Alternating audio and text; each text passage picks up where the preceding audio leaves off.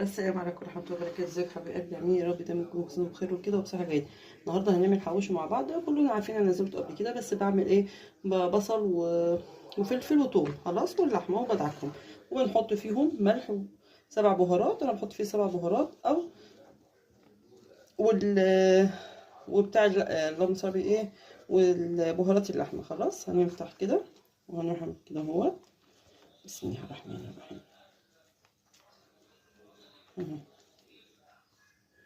اهو دي حتة من اشكال اهو.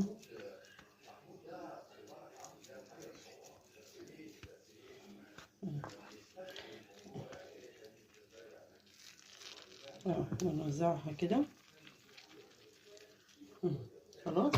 وهنعمل غيره كده زي ما انتم شايفين. بسم الله الرحمن الرحيم.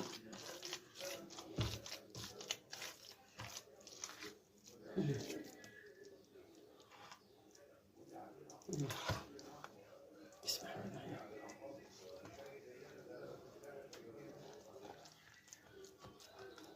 اهو هنخلص بقى الكمية ونشوفها مع بعض. اهو كده بقى احنا عملنا. يلا بينا بقى نحط على الطاسات ونشوف. هنحط بقى كده.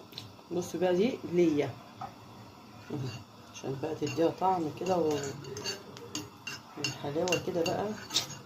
مش هحطها جوه اللحمة، هنحطها وانا بحمر العيش. ده سر كده من اسراري انا، مش من اسرار حد. انا ما شفتش حد بيعملها يعني، بس دي من اسراري انا. هنعمل كده. بسم الله الرحمن الرحيم على الوش اهو. خلاص وهنعمل التاني برضو كده. بسم الله. روائح روائح. عارفين بس تاخد بس من الناحيتين عشان ايه نحمر براحتنا. لازم تعملي كده اهو.